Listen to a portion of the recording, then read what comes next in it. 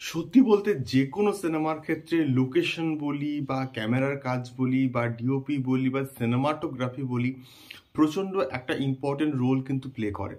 So hello guys, আমি Dipen, welcome back to my channel. So এখন বিষয়টা হচ্ছে, দরদের তো ফার্স্ট লুক এসে গেছে এবং দরদের ফার্স্ট লুক জাস্ট রীতিমতো ফেসবুক বলি, ইউটিউব বলি, টুইটার বলি, মানে এমন কোনো সোশ্যাল মিডিয়া প্ল্যাটফর্ম নেই যে যেখানে দরদের ফার্স্ট লুকটা ট্রেন্ড করছে না। সমস্ত জায়গায় কিন্তু ট্রেন্ড করছে, সবাই কথা বলছে, সবার ফিডব্যাক প্রচণ্ড পজিটিভ আমি বলবো। তো এটা হওয়ার ছিল, একটা স্ট্যান্ডার্ড লুক কিন্তু হয়েছে এবং শাকিব খানের কেরিয়ারের one of the best first look কিন্তু হয়েছে এই পার্টিকুলার লুকটা।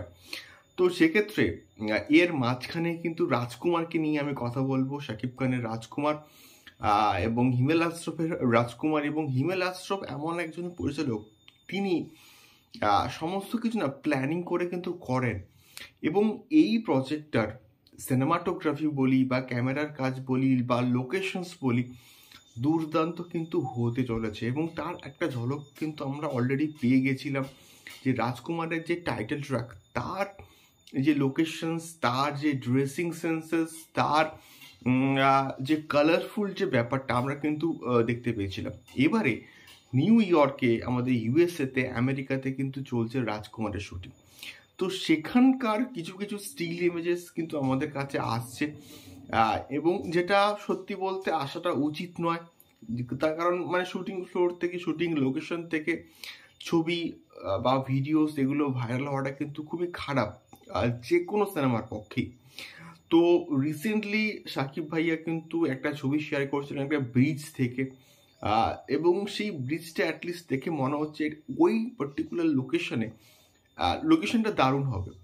এবং তার সঙ্গে সঙ্গে গতকালও কিন্তু একটা ছবি প্রচণ্ড সার্কুলেট হচ্ছে, মানে ভাইরাল হচ্ছে সোশ্যাল মিডিয়াতে, যে ছবিটা দেখে মনে হচ্ছে অ্যাটলিস্ট ওই লোকেশনটাও কিন্তু দারুণ।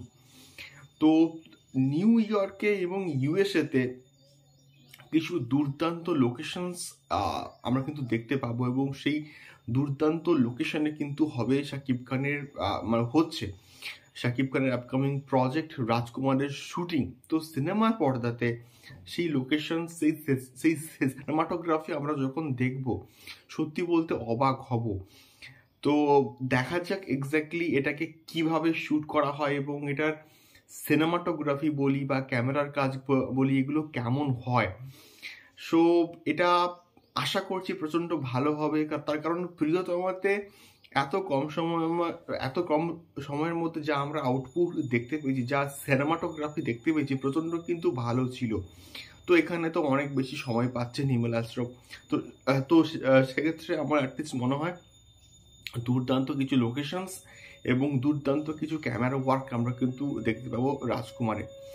সো তোমাদের কি মনে হয়, এবং তোমরা দরদের মতন রাজকুমারকে নিয়ে কত এক্সাইটেড আমাকে অবশ্যই কিন্তু কমেন্ট করে শেয়ার করতে পারো।